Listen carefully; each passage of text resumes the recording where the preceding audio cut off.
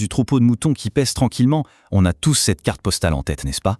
Sauf que la réalité est bien plus complexe. Derrière cette tranquillité apparente se cache tout un monde de mystères médicaux, souvent invisibles à l'œil nu. Ce décryptage va nous plonger au cœur des maladies ovines. Et attention, on ne parle pas seulement de la santé d'un animal isolé. C'est un véritable réseau d'infections qui relie le pâturage, les humains qui y travaillent et parfois même toute l'économie internationale. Alors, c'est parti. Voici le cheminement de notre analyse aujourd'hui. On va d'abord explorer la menace zoonotique, ensuite on verra comment repérer les infections courantes sur le terrain, avant de passer au stade supérieur avec les maladies à déclaration obligatoire en Europe. Et bien sûr, on terminera sur la meilleure ligne de défense, la biosécurité et la prévention. Commençons tout de suite par cette première menace, les maladies croisées. Le mot-clé ici, c'est zoonose. Qu'est-ce que ça veut dire concrètement? Eh bien, ce sont des maladies, qu'elles soient virales, bactériennes ou parasitaires, qui ont la capacité de franchir la barrière des espèces pour passer du mouton à l'être humain. Ça change absolument tout. Ça veut dire que chaque manipulation d'un animal, chaque mise bas assistée, comporte un risque réel pour la personne qui s'en occupe s'il n'y a pas de précautions strictes. Et quand on observe l'étendue de ce risque, c'est assez impressionnant. Il ne s'agit pas d'un ou deux petits microbes isolés. La liste est très dense. Elle va de l'anthrax à la brucellose, en passant par la salmonellose. C'est un véritable dictionnaire de pathogènes avec lesquels il faut cohabiter au quotidien dans une ferme. Pour être précis, on compte exactement 18 maladies ovines qui sont potentiellement transmissibles à l'humain. 18 ? Ça va de la petite infection cutanée gênante à des maladies infectieuses très lourdes qui envoient directement à l'hôpital. Ça remet les choses en perspective sur la vigilance absolue qu'exigent les métiers de contact avec les troupeaux. Voyons maintenant comment jouer au détective sur le terrain et repérer ces fameuses infections. Tout repose sur l'observation. C'est la première ligne de défense de l'éleveur ou du vétérinaire. Par exemple, face à un avortement, l'alerte est maximale, surtout si on trouve des agneaux nés beaucoup trop faibles. Une maladie respiratoire, ça commence souvent par un banal écoulement nasal ou une toux qui s'installe.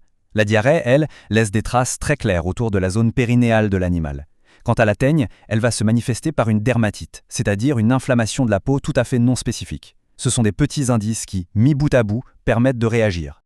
Sauf que, repérer un symptôme ne donne pas le diagnostic final sur un plateau d'argent. C'est là qu'entre en jeu le diagnostic différentiel. C'est un peu comme un puzzle médical ultra complexe où l'on doit départager plusieurs maladies qui présentent exactement les mêmes symptômes. Un nez qui coule chez un mouton, ça peut être un simple coup de froid passager ou l'avertissement d'une catastrophe sanitaire majeure. Prenons un exemple fascinant de ce piège diagnostique, l'orphe et la fièvre afteuse. L'orphe est une zoonose virale classique qui fait des petites lésions autour des lèvres du mouton. De l'autre côté, la fièvre aphthose provoque aussi des cloques sur la bouche. Les signes se ressemblent énormément.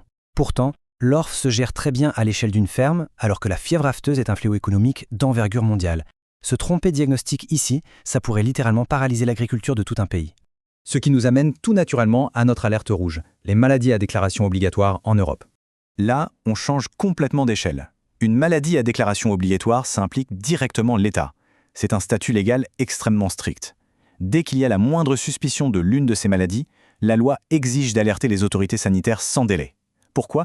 Tout simplement parce qu'elles sont tellement contagieuses ou mortelles qu'elles nécessitent des mesures radicales de confinement et d'éradication.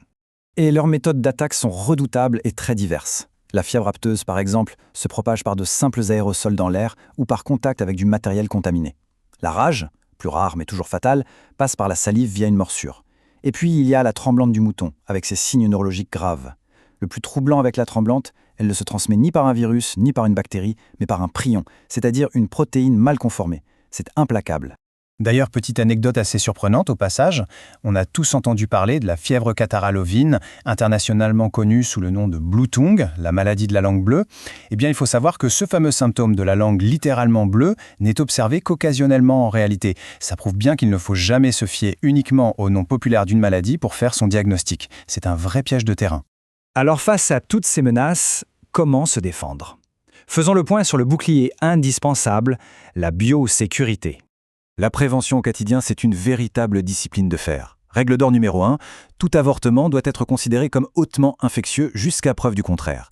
Il faut éliminer les déchets biologiques avec une prudence extrême, garantir une aération parfaite des bâtiments et utiliser des vaccins ou des vermifuges de façon ultra stratégique pour ne pas surcharger les bêtes. Un autre point capital auquel on ne pense pas spontanément, il ne faut absolument jamais laisser les chiens de berger s'approcher des carcasses. C'est crucial pour briser le cycle de certains parasites particulièrement vicieux. Mais si le pire se produit et qu'une épidémie à déclaration obligatoire frappe, là on passe à la vitesse supérieure. Isolement immédiat des bêtes malades, mise en place de protocoles de désinfection lourds et parfois une lutte acharnée contre des nuées d'insectes minuscules qui transportent les virus. Et puis il y a la réalité la plus sombre, la plus brutale de la gestion d'épidémie, l'abattage. Pour des maladies incontrôlables comme la rage, la brucellose ou la tremblante, il n'y a souvent pas d'autre choix légal que d'abattre des populations entières pour stopper la propagation et sauver l'agriculture du reste du pays. On le voit bien, gérer un troupeau aujourd'hui, c'est avancer en équilibre sur un fil. Entre les risques zoonotiques quotidiens pour les éleveurs et les menaces cataclysmiques à l'échelle européenne, la rigueur et la biosécurité ne sont plus de simples options, ce sont des questions de survie. Alors, une réflexion capitale s'impose pour l'avenir de nos pratiques agricoles. Comment parvenir à trouver ce fragile équilibre entre la sécurité sanitaire humaine, le respect indispensable du bien-être animal et la réalité économique des exploitations face à des menaces que l'on ne peut même pas voir? La question reste plus que jamais ouverte.